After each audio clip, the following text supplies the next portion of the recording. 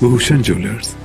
JOIT का जो result है उस पर सरकार गंभीरता से विचार कर रही है। पर मैं आज कुछ न्यूज़पेपरों में ये देख रहा था कि ये कहा गया कि कुछ मंत्रियों से मिलो।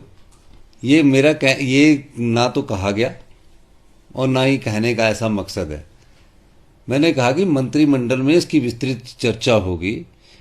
आप मंत्रिमंडल में हमको कानूनी पहलुओं पर चर्चा करना पड़ेगा और सभी मंत्रियों को इस बारे में अवगत करवाना चाहिए। पर ये खबर आने की 4 मंत्रियों को बोल दिया, 5 मंत्रियों को बोल दिया, ये कोई ऐसी कोई बात नहीं है। और किसने ये खबर चलाई मुझे तो इसकी भी जानकारी नहीं है। और क्यों चलाई, मेरा कोई बयान नहीं, मेरा कोई कुछ नहीं। मेरे से JOIT मिलने आए, उन्होंने मुझसे पूछा कि सर हमारा रिजल्ट क्यों नहीं निकल रहा।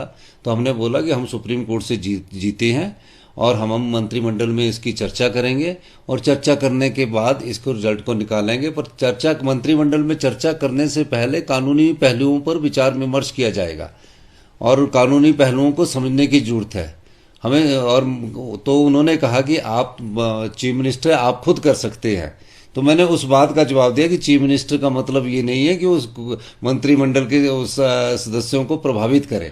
चीफ मिनिस्टर का कार्य होता है मंत्रिमंडल के सभी सदस्यों से सहमति बनाकर कार्य करना। मंत्रिमंडल का कार्य इसलिए बनता है। तो उनको मैंने बोला कि तो उन्होंने हमको पूछा कि हमें सभी मंत्रियों को मिलना चाहिए। तो मैंने कहा कि सब आप मिलो, अब आपका अधिकार है। लेकिन अभी मंत्रिमंडल में जब चर्चा हुई तो उसके कानूनी पहलुओं पर हम विचार कर रहे हैं और कानूनी पहलुओं से जैसे ही हमें पॉजिटिव आंसर आएगा हम उनका रिजल्ट निकालेंगे।